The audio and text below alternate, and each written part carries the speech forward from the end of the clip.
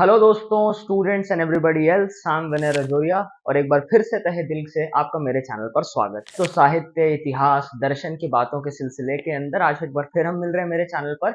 और आज जो दार्शनिक के बारे में मैं बात करने वाला हूँ, थिंकर और उसके सबवर्सिव और पोलेमिकल आइडियाज के बारे में हम बात करेंगे। उनका नाम है 17th सेंचुरी के थिंकर है जॉन लॉक, और उनकी किताब है एसे ऑफ ह्यूमन अंडरस्टैंडिंग का एक चैप्टर है जिसका नाम है ऑफ पावर। आज मैं उसी के बारे में तफसील से वीडियो बना रहा हूँ, तो आज उसी पर बात होगी। तो जॉन लॉक पे जब बात कर रहे हैं तो हम देखते हैं कि जॉन लॉक एक 17th सेंचुरी फिलोसोफर है, एनलाइटनमेंट थिंकर है। आप याद रखिएगा, न्यूटन के कंटेम्पररी। इनफैक्ट बड़ी इंटरेस्टिंग बात मैं आपको बताऊंगा, भी बहुत इंपॉर्टेंट चीज बनने वाली है। न्यूटन की सबसे महान किताब है, it's not just Newton but दुनिया की सबसे इंपॉर्टेंट किताब है। अगर मैं एक शेल्फ पर लाऊं तो उसमें एक किताब जरूर होने वाली है, वो है प्रिंसिपिया मैथमेटिका, जो न्यूटन की किताब है, जिसमें उन्होंने ग्रेविटेशन का लॉ दिया और 3 लॉज ऑफ मोशन दिए। वो जो किताब है न्यूटन की, वो लॉक के समय पे ही पब्लिश हो रही है। इनफैक्ट आप देखेंगे न्यूटन की जो किताब है प्रिंसिपिया मैथमेटिका, वो 1687 में पब्लिश हुई है, और उसके 2 साल बाद ही एसे ऑफ ह्यूमन अंडरस्टैंडिंग लॉक की किताब पब्लिश हुई, जिसके बारे में हम आज बात कर रहे हैं। न्यूटोनियन मैकेनिक्स का एम्पेरिकल एविडेंस क्या बेस्ड होता है, साइंटिफिक मेथड, जो एम्पेरिसिज्म का जो मेथड है साइंस के अंदर, उसका आपको जॉन लॉक पर असर नजर आएगा। और जब मैं बात करूंगा ऐसे पर, आप देख पाएंगे कि Locke is using the analogies of Newtonian mechanics of the laws of motion, the laws of inertia, to explain how freedom, action, free will kind of things happens in objects and in human beings. तो बहुत interesting, fascinating है। आप historical context में देखिए lock को कि वो एक एनलाइटनमेंट थिंकर है। सम पीपल इवन से he is the most important philosopher of enlightenment. आप देखेंगे इंग्लैंड के अंदर जॉन लॉक से पहले काफी क्रिटिक्स मानते हैं कि फिलोसोफर्स थे, लेकिन छोटे मोटे फिलोसोफर जैसे फ्रांसिस बेकन है, वो उतने रेडिकल नहीं थे, उतनी लिमिट तक, उतने प्रॉपर, उतने रिगरस फिलोसोफर नहीं थे जितना जॉन लॉक था। तो John Locke is the first heavyweight philosopher of English philosophy, अगर इंग्लैंड के फिलोसोफर्स की बात करें। और उनका असर आप देखेंगे कॉन्टिनेंटल फिलोसफी पर भी रहा। अब देखिए, वैसे तो N essay of human understanding सुनने में लगता है एक ऐसे, पर वो एक ऐसे नहीं, बहुत मोटी किताब है और बहुत ही कॉम्प्लेक्स किताब है। You need a very big commitment और यू लव लॉक अलॉट, तभी आप उसको कवर टू कवर पढ़ सकते हैं। तो पूरी किताब तो कर पाना भी मुश्किल रहेगा, लेकिन उसका एक बहुत प्यारा और बहुत ही इंटरेस्टिंग एसे है, एपिस्टेमोलॉजिकल पीस है, जिसको ऑफ पावर कहते हैं। आज मैं उसी के बारे में तफसील से अपनी डिस्कशन करने वाला हूं, तो stay with me till the last. अब आप सोच रहे होंगे मैंने ये ऑफ पावर जॉन लॉक का एसे क्यों चुना है। उसके पीछे देखिए छोटे से 2-3 रीजन। इसके पीछे सबसे इंपॉर्टेंट रीजन तो ये कि ये जामिया के एमए इंग्लिश के प्रिस्क्राइब्ड सिलेबस का टेक्स्ट है। तो काफी सारे ऐसे स्टूडेंट्स हैं और काफी सारे ऐसे लोग हैं जिन्होंने मुझे कहा कि ऐसे क्लास में समझना कई बार डिफिकल्ट हो जाता है। ना, I agree to that, because काफी कॉम्प्लिकेटेड चीज है फिलोसॉफिकल ऐसे। You need to study it very seriously, मतलब बहुत पेशेंटली अंडरलाइन करके। ये अब नॉर्मली कैजुअल रीडिंग की तरह फिलोसॉफिकल टेक्स्ट वैसे भी नहीं पढ़े जा सकते ऐसे। It needs a very deep commitment from your side and a very patient reading and a very annotated reading चाहिए। तो उनको काफी मुश्किल लगा, तो उनके लिए भी मैं ये बना। दूसरी बात जो सबसे इंपॉर्टेंट रीजन है वो ये कि मेरा मन है कि जामिया का जो पूरा एमए इंग्लिश का सिलेबस है, मैं उस पर पूरे सिलेबस को कवर करते हुए एक प्लेलिस्ट बना रहा हूँ, एक डेटाबेस बना देना चाहता हूं अपने चैनल पर, कि जामिया का एमए इंग्लिश का जो प्रिस्क्राइब्ड सिलेबस है उसके सारे कंटेंट की वीडियोस मेरे चैनल पर हो। ये मैं ऑलरेडी 1-1.5 साल से कर रहा हूं, तो आपको काफी सारे ऑलरेडी जो टेक्स्ट है, एनालिटी क्लैंड हो गया, वर्जीनिया वुल्फ हो गया, उसके बाद टीएस एलियट हो गया, काफी सारे पीसेस पर, टेक्स्ट पर मैंने ऑलरेडी वीडियो बना दी है। तो अब ये उसी प्रोसेस का एक हिस्सा है कि आज एक जॉन लॉक का जो ऑफ पावर है सिलेबस में, वो भी कवर हो जाए। और ना सिर्फ जामिया, बल्कि मैंने देखा काफी सारी सेंट्रल यूनिवर्सिटीज के अंदर ये टेक्स्ट पढ़ाया जाता है। कई बार पॉलिटिकल थ्योरी में पढ़ाया जाता है, लीगल स्टडीज में होता है, हमारे पास नॉन फिक्शन के अंदर ये ऐसे प्रिस्क्राइब्ड है। तो मेरा मन है कि इन सब टेक्स्ट पर, क्योंकि स्टूडेंट्स का ये रहता है कि आप सिलेबस की चीजें कवर कर दो, सिलेबस के बाहर का भी इंपॉर्टेंट है, बट आई थिंक सिलेबस का कवर करने से उनको पेपर में आसानी होती है, उनको आंसर राइटिंग में दिक्कत कम होती है, और उसके बाद उनके असाइनमेंट्स में भी आसानी होती है। तो मुझे लगा it's a very genuine request, तो आई शुड फुलफिल दैट, उस पर मैं खरा उतरूं, तो इसलिए मैं ये वीडियो बना रहा हूं। तो आज जॉन लॉक के ऑफ पावर पे बात होनी चाहिए, बात होगी, और एंड तक आप सुनिएगा। और मैं एक चीज बता दूं, फिलोसफी के अंदर जो जॉन लॉक की खासकर है, उसमें लीनियर आर्गुमेंटेशन होती है, नहीं एक आर्गुमेंट के ऊपर दूसरा आर्गुमेंट बिल्ड करता है। तो आप आखिर तक सुनिएगा, आप बीच में स्किप करने लगेंगे तो आप बहुत कंफ्यूज होने लगेंगे। तो एक के बाद एक, यानी क्रोनोलॉजिकल ऑर्डर में आप पढ़िए। 2 मैंने टाइम स्टैम्प्स लगा दी है अपनी वीडियो के अंदर, अगर आपको ऑलरेडी वो पहले के कंसेप्ट आते तो स्किप करके आगे बढ़ जाइए, कोई इशू नहीं है। But if you are new to this thing, I would suggest कि आप स्टेप बाय स्टेप ही आगे बढ़े, क्योंकि लॉक भी अपने ऐसे के अंदर एक के बाद एक ऐसे को बिल्ड करे, which is a good way of ऐसे बिल्डिंग, जो मैंने अपनी ऐसे राइटिंग वाली वीडियो में भी कहा था। तो आप इससे ऐसे राइटिंग सीख सकते हैं कि कैसे आर्ग्यूमेंटेशन की जाती है। आप लीनियर आर्ग्यूमेंट करिए, लूपी आर्ग्यूमेंट्स यानी सर्कुलर आर्ग्यूमेंट्स मत करिए। तो आज काफी इंटरेस्टिंग वीडियो होने वाली है, ध्यान से सुनिएगा। अगर आप फिलोसफी के शौकीन है, this is going to be big treat for you, and it will going to perplex your mind, but you will come out with a more nuanced and enhanced understanding of the idea of power and also free will। अगर आपके मन में कई बार ये सवाल है और कभी कभी आप इन सवालों से टकराए हो कि क्या इंसान सच में फ्री है या नहीं, इस free will a true thing और नॉट, या हम एक डिटर्मिनिस्टिक यूनिवर्स में जीते हैं, क्या हम सच में आजाद हैं कि नहीं, इन सवालों से अगर आप जूझते हैं, आपके मन में आते हैं, तो this video is definitely for you, because John Locke इस ई एसे के अंदर इस आइडिया ऑफ फ्री विल के आइडिया की धज्जियां उड़ा देते हैं. He makes you see it from a different angle. He actually answers that question. So I will also answer this question in this video on what John Locke is saying about it. मेरे साथ आखिर तक बने रहिए.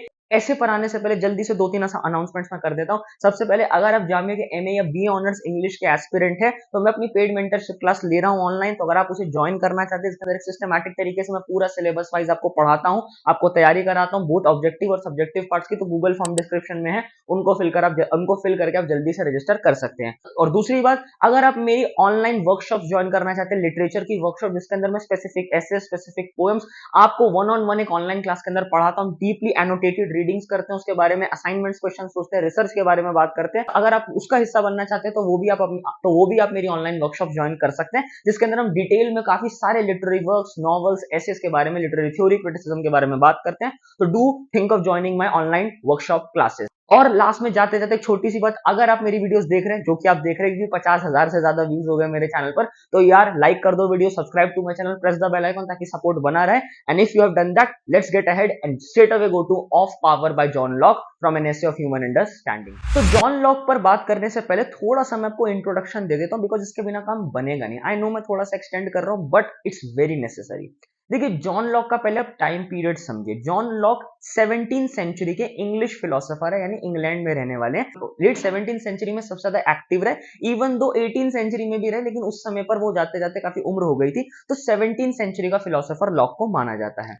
Lock के बारे में काफी सारे लोगों ने नाम जरूर सुना होता है, because is a very important philosopher in a lot of fields. जैसे आप जॉन लॉक का नाम अपने पॉलिटिकल फिलोसफी में सुना होगा, जो ह्यूमैनिटीज वाले, जिन्होंने पॉलिटिकल साइंस या लीगल स्टडीज पढ़े, तो अपने सोशल कॉन्ट्रैक्ट थ्योरी जो हॉब्स वाली है, जिस पर बिल्ड करते हैं लॉक, तो अपने सोशल कॉन्ट्रैक्ट थ्योरी में लॉक का नाम सुना होगा. अपने two treatises of the government, जो बहुत ही मेजर वर्क है लॉक का, which is one of the most major milestones in modern democratic thought, जो मॉडर्न डेमोक्रेटिक थॉट, आपने उसका नाम सुना होगा. Two treatises of the government के अंदर लॉक अपने आइडियाज देते हैं. Right of life, liberty and of property देते हैं. लेबर थ्योरी ऑफ वैल्यू है. तो लॉक का नाम उन लोगों ने सुना होता है. And that is lock the political philosopher, जो पॉलिटिकल थ्योरिस्ट है, जिसका पॉलिटिक्स में आज भी बहुत ज्यादा रेलेवेंस है. जब आप फंडामेंटल राइट्स की बात करते हैं, जब आप रेवोल्यूशन की बात करते हैं, रिबेलियन की बात करते हैं, in fact locks political contribution is not only relevant now, उनका कॉन्टिनेंटल पॉलिटिकल थॉट पे बहुत असर रहा. इनफैक्ट एज ऑफ रेवोल्यूशन में काफी असर रहा.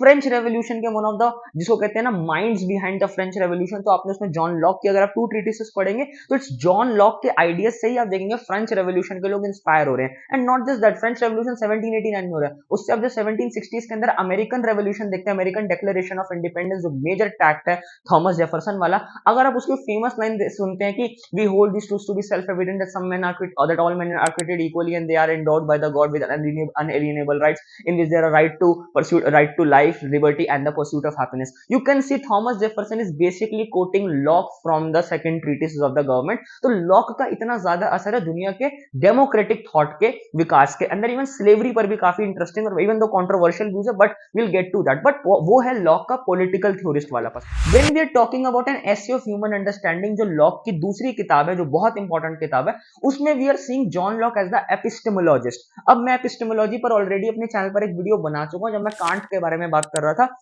इनफैक्ट ये वीडियो उससे बहुत ज्यादा रिलेटेड है. इनफैक्ट ये उसका प्रीडिसेसर, आप उसका प्रीक्वल मान लीजिए इसे.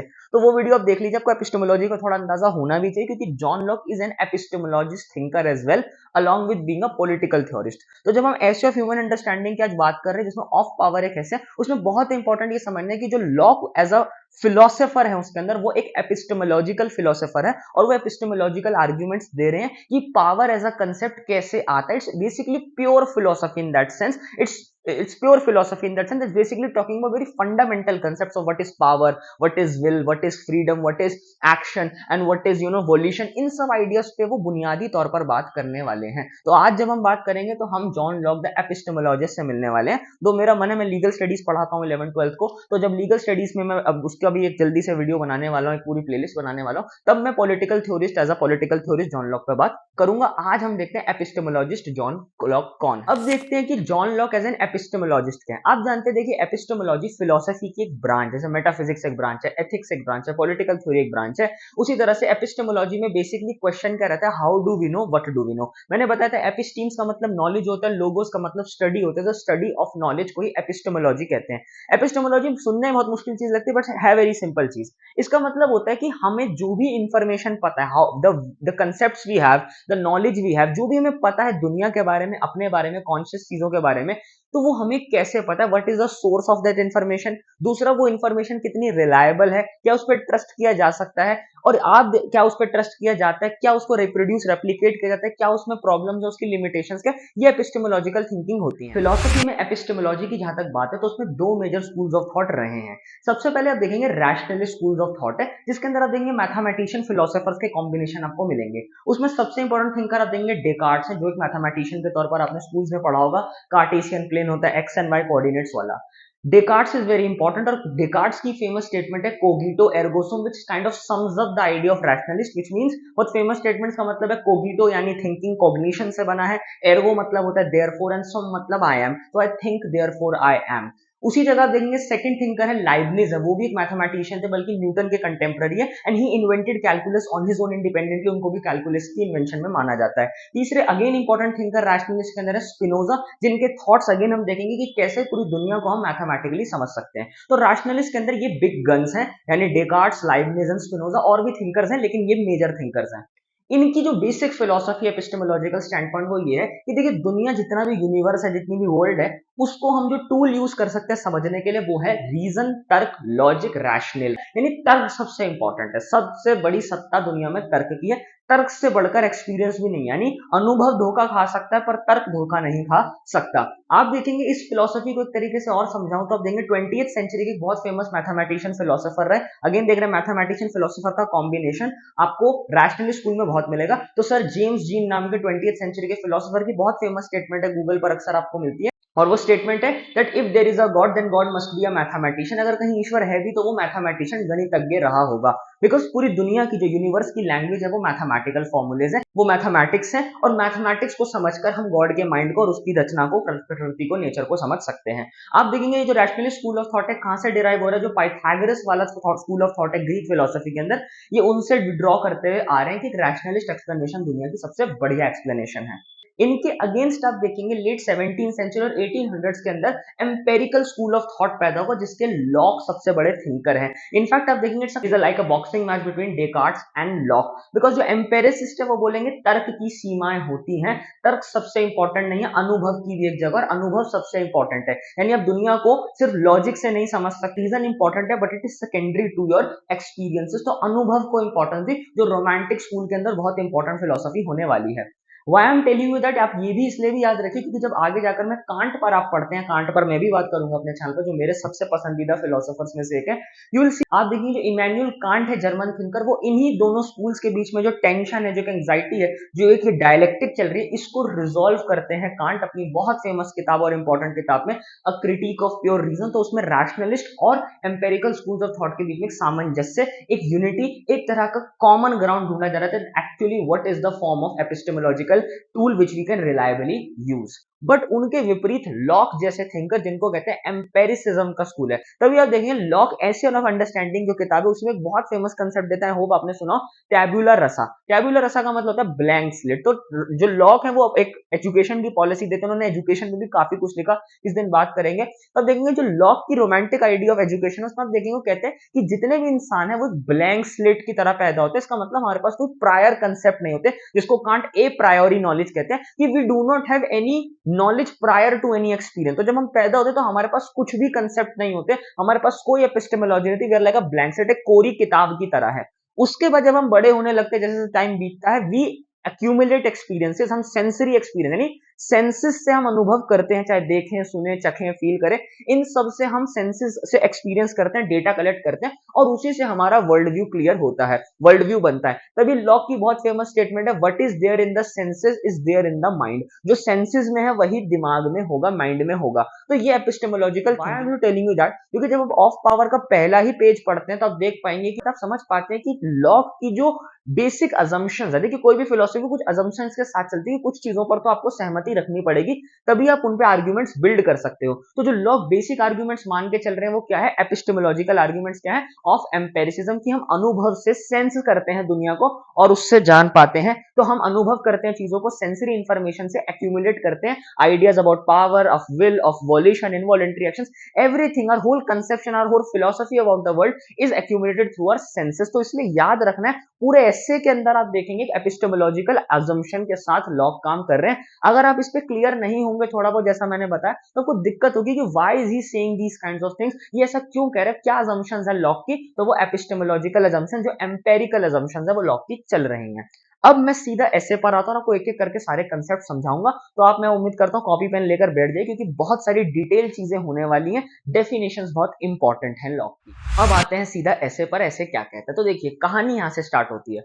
लॉक कहते हैं कि जो, लॉक अपने एम्पेरिसिज्म से ही बात स्टार्ट करते हैं कि जो ह्यूमन माइंड है, यानी जो हमारा परसेप्शन वाला मामला है, जो माइंड का मामला है, वो अपने सेंसेस से नेचर को अपने आसपास ऑब्जर्व करता है, प्लस वो इंटरनल सेंस में, यानी हम अपनी सेंसेस से एक्सटर्नल वर्ल्ड को ऑब्जर्व करते ही करते हैं, और हम अपने इमोशंस पर भी रिफ्लेक्ट करते हैं, अपने आइडियाज पे भी रिफ्लेक्ट कर सकते हैं। तो आपकी जो सेंसेशन वाला हिस्सा है, यानी जो एम्पेरिसिज्म का सबसे मूल एपिस्टेमोलॉजिकल टूल है सेंसेशन, वो एक्सटर्नल वर्ल्ड को भी ऑब्जर्व करने में मदद करती है, एज वेल एज इंटरनल, जिसको लॉक कहते हैं रिफ्लेक्शन है, कि हम रिफ्लेक्ट करते हैं अपने जज्बातों के, अपने विचारों के बारे में। तो पहला आप देख रहे हैं, स्टार्टिंग से ही लॉक क्लियर करने के, एक एम्पेरिसिस्ट हैं, वो अनुभव को, सेंसरी डेटा को ज्यादा इंपॉर्टेंस देते हैं comparatively to abstract reasoning. Okay, so he says first of all, mind senses a lot of things around it, around yourself. तो आप देखिए सबसे पहला जो आर्ग्यूमेंट है वो है, माइंड, ठीक है, uses sensory data to observe the outside as well as inside world. तो ये बात आपको क्लियर रखनी है, इनसाइड वर्ल्ड। और इसी के लिए बेसिकली मामला क्या है, एम्पेरिसिज्म है। लॉक का एम्पेरिसिज्म यहीं से नजर आता है। इससे दूसरी चीज जो लॉक कहते हैं, वो कहते हैं वी सेंस, और सेंस वर्ड इंपॉर्टेंट है क्योंकि यहां सेंसरी डेटा की बार बार वो रिअफर्म कर रहे हैं। We sense change in the world. अब मैं चेंज पे थोड़ा जोर कर रहा हूं, in the world as well as in ourselves. This is first argument of, और आप देखेंगे वो धीरे धीरे इसी को कॉम्प्लिकेट करेंगे मैटर, क्योंकि रीजनिंग का मामला ये, आप बेसिक से स्टार्ट करते हो और फिर कठिन चीजों पे कॉम्प्लेक्स करते हो मामला। तो कहते हैं कि भैया हमारे पास सिंपल सी बात है, हमारे पास एक माइंड है, यानी एक एक्टिव माइंड है, जिसके पास सेंसरी सेंसेस, और सेंसेस माइंड को डेटा देती हैं, सेंसरी डेटा देती हैं, वो बाहर की दुनिया के लिए भी और अपनी इंटरनल इमोशंस के लिए भी, आइडियाज के लिए भी है। फिर वो कहते हैं हम इस सेंसरी चीज से क्या ऑब्जर्व करते हैं, चेंज ऑब्जर्व करते हैं। यहां से मामला देखिए, सेकंड आर्गुमेंट क्या है, we sense change in the world, यानी हम सेंस से किसी की एग्जिस्टेंस तो जान नहीं पाते कि भैया मैं सेंस कर रहा हूं कि ये पेन है, पर अगर ये पेन मूव कर रहा है तो मैं इसका चेंज भी ऑब्जर्व कर रहा हूं। मैं पेड़ को सेंस कर रहा हूं, पर उससे जो पत्ते झड़ रहे हैं, चेंज हो रहा है, मैं उसको भी सेंस कर सकता हूं। तो सेंसरी डेटा को हम यूज करते हैं चेंज को ऑब्जर्व करने के लिए। याद रखिएगा, यही जो चेंज का आइडिया, ये पावर के कंसेप्ट में भी आने वाला है। तो लॉक क्या कहते हैं कि हम अपने सेंसेस को यूज करते हैं चेंज के लिए। वो कहते हैं हम तीन चीजों को चेंज ऑब्जर्व कर सकते हैं। पहला, एक्सटर्नल वर्ल्ड में जो चीजें चेंज हो रही है, यानी धूप, सूरज आ रहा है, ढल रहा है, चांद आ रहा है, नहीं आ रहा, पंछी उड़ रहे हैं, पत्ते झड़ रहे हैं, ऑल दैट, लोगों को चलता हुआ देख रहे हैं, फर्स्ट। सेकंड, वो कहते हैं हम अपने इंटरनल चीजों में भी चेंज ऑब्जर्व करते हैं, यानी हम अपने आप में भी रिफ्लेक्ट करते हैं दैट हाँ आज मैं थोड़ा उदास हूँ, थोड़ा मूड ऑफ है, या आज मैं खुश हो गया, was excited to see this, आज मेरे मन में ये ख्याल आया, कल कुछ और ख्याल आ रहा है, तो मैं पर्सनैलिटी वाइज भी चेंज हो रहा हूँ, तो इंटरनल रिफ्लेक्शन में भी। तीसरा, वो कहते हैं कि हम चेंज को अब जब ऑब्जर्व करते हैं, सेंस करते हैं, तो हम प्रिडिक्शन में भी यूज कर सकते हैं, कि मैं बता सकता हूं ये भविष्य में कैसे चेंज होगा। जैसे मिसाल के तौर पर, अगर मैं किसान हूं, मैंने फसल उगाई है, तो आई कैन से कि भैया 4 महीने में इस पर बीज आ जाएंगे, 4 महीने में सेब आ जाएंगे। मैं अगर गाड़ी चला रहा हूं, मैं कह रहा हूं भैया 2 महीने के अंदर ये चीज वहां पहुंच जाएगी। या अगर एक सैटेलाइट है, तो basically we not just observe change in the temporal world, हम चेंज प्रिडिक्ट भी कर सकते हैं फ्यूचर में। आप देखेंगे ये न्यूटोनियन मैकेनिक्स है, that not only can you tell कि बॉल अभी कितनी वेलोसिटी पे चल रही है, आप ये भी बता सकते हैं कि आधे घंटे बाद कितने पे चल रही होगी। तो आप चेंज को प्रिडिक्शन भी कर सकते हैं। इससे लॉक कहते हैं कि we can sense changes in the world and it is in this context of the change that the idea of power comes in। तो इस चेंज के कंसेप्ट में ही लॉ का पावर को डिफाइन करेंगे और वो दो तरह की पावर्स बताते हैं। पर खैर उससे पहले आपको एक चीज मैं बता दूं, जब लॉक यहां पावर ऐसे ऑफ अंडरस्टैंडिंग में, जब ह्यूमन अंडरस्टैंडिंग में पावर यूज करते हैं, तो is not talking about specifically political power, he is talking about power per से, यानी पावर लिटरली क्या चीज है। तो जब मैं वो कह रहे हैं कि इस चीज पर मेरी पावर है, तो इज नॉट सेइंग कि मेरा उस पर राज है, ये राज वाली पावर नहीं है। ये जैसे इसका मतलब जैसे मान लीजिए पेन है, इसको मैं उठाकर यूं फेंक देता हूं, ये पेन वहां चला जाता है, तो I have a power over this pen. ये साइंटिफिक वाला पावर भी नहीं है, इन द सेंस कि वर्क अपॉन टाइम वाला भी नहीं। इस पावर का मतलब है the ability to bring change to things, किसी भी चीज को बदलने की शक्ति जो आपके पास है, वो आपके पास पावर। जैसे अगर मैं इस पेन का भैया ढक्कन में खोल देता हूं, तो I have power over this pen. ये पेन को मैंने ढक्कन खोल दिया, इसको फेंक दिया, ये इस पेज को मैं पलट पा रहा हूं, इस कॉपी को यूं कर पा रहा हूं, वीडियो बना पा रहा हूं, अपना हैंड मूव कर पा रहा हूं, तो I have power over my hand. तो the kind of the definition, the connotation of power Locke is using is neither political not physical power, is talking about power in the sense of power per se, how humans everyday world में power का मतलब क्या है, कि जब हम किसी चीज में चेंज ला सकते हैं। अब आप बात समझ रहे हैं। तो तभी मैंने कहा था जो पॉलिटिकल फिलोसोफर है लॉक, वो दूसरी पावर की जब बात होती है कि constitutional monarchy and democracy and all that, but now we are talking about power to bring about change. और इसी कंटेक्स्ट में आप देखेंगे लॉक कहते हैं पावर दो तरह की होती है। अब समझिए क्या है। तो लॉक के हिसाब से पावर दो तरह की, मैं इसको इरेज कर देता हूं ताकि आप समझ सके। तो दूसरा आर्ग्यूमेंट ये हो गया। अब लॉक कहते हैं पावर चेंज के साथ जुड़ा हुआ है, तो power is related to the idea of change, and he says based on this we can say there are two kinds of power, and these are active power and second is passive power।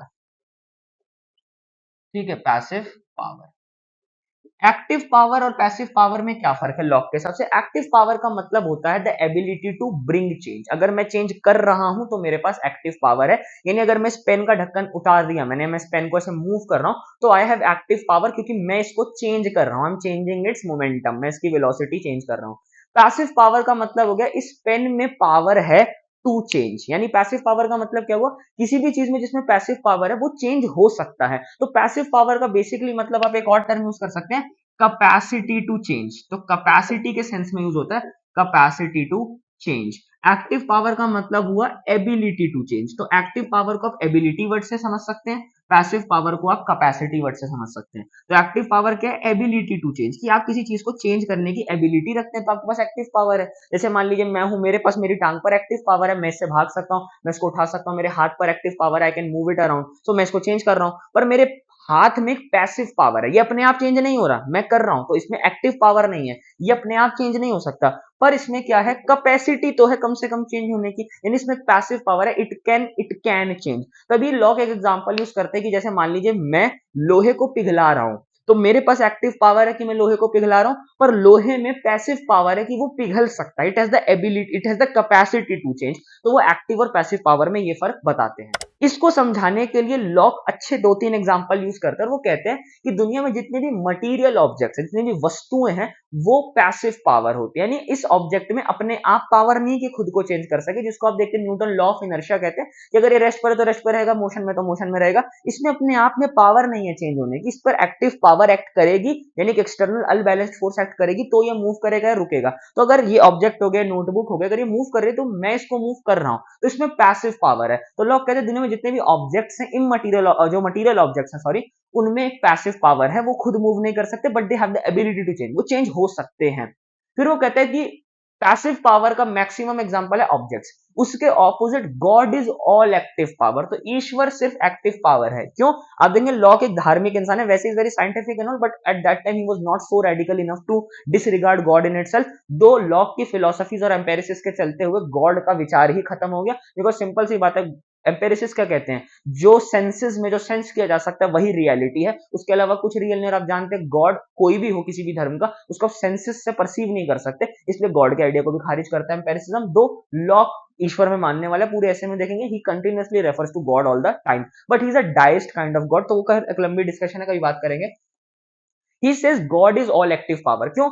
ईश्वर में अगर passive power हो जाएगी तो God को बदल सकते हो, अगर गॉड बदलने लगा तो फिर वो ऑमनी प्रेजेंट ऑमनी पोटेंट नहीं रह पाएगा, क्योंकि अगर वो चेंज ही हो जाए, उसमें बदलाव ही ला सके, तो फिर वो सर्वशक्तिशाली सुपर पावरफुल नहीं है। तो it says God is the best example of active power because he has the ability to change everything. वो सब कुछ बदल सकता है, वो लिखा भी, मतलब ईश्वर के बिना तो पत्ता भी नहीं हिल सकता, कुछ नहीं चेंज हो सकता, तो God is the extreme example of active power. Then he says human beings, उनको वो क्रिएटिव माइंड्स कहता है कि ह्यूमन बींग्स के पास क्रिएटिव माइंड यानी कॉन्शियस माइंड है, वो चेंज कर सकते हैं चीजों में। And he says human beings possess both the things, we have active power as well as passive power. हम चीजों को चेंज कर सकते हैं पर हम भी चेंज हो सकते हैं, यानी अगर मुझ पर कोई चीज हिट होती है, यानी मुझ पर मान लीजिए फटाफट एक बॉल आकर लग गई, तो वो मुझे चेंज कर रही है तो मैं चेंज हो जाऊंगा। या अगर कोई चीज मान लीजिए मेरी स्किन से, या मुझे अगर पंच लग रहा है, या मेरी स्किन दबाई जा रही है, तो मैं भी तो चेंज, मेरी स्किन चेंज हो रही है, या मेरा मन चेंज हो सकता है, कोई एक्सटर्नल फैक्टर है, चेंज अंडर दैट। एक एक्सटर्नल मतलब कोई दोस्त आ गया, मैं पढ़ रहा था, कोई दोस्त आ गया बोले चल घूमने चलते हैं, तो वो एक्सटर्नल पावर थी,